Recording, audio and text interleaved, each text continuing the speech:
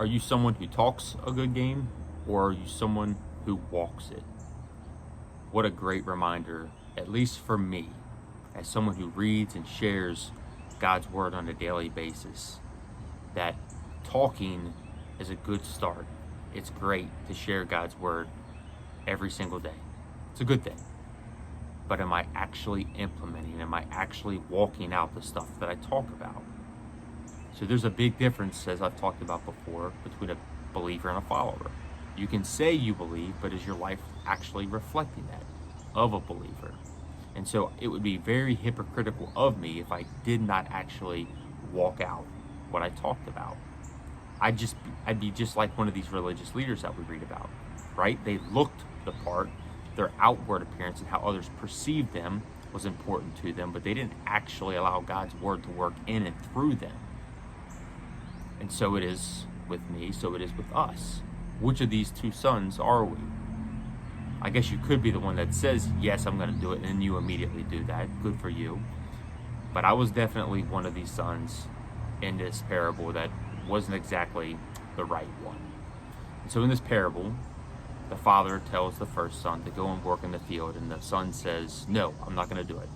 But he eventually does it. The next son, the father says, go and work in my field, and he says, yes, sir, I will do that. But he doesn't do it. And so I was that son. I was the one brought up in church. I was doing the right things. I was saying the right things, doing some of the right things, but not exactly being that Christian example that I said that I was. I didn't understand what a relationship was. I didn't understand what it meant to actually walk with him on a daily basis and to be the example that he called us to be. That was way over my pay grade. I didn't understand. I didn't know what I didn't know. And so yes, it's just an excuse, but my point is I was raised with all the right stuff around me, but I wasn't actually implementing it. I was more in and of the world than I was of God's word, because I certainly wasn't in his word. It was being taught to me, but it wasn't exactly taking root. And so take a step back and look at your life.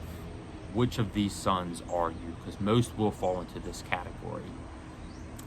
And I do believe it has eternal consequences, because Jesus even says you are going to be behind these prostitutes and these tax collectors, because they said no at first, but they eventually said yes and accepted him.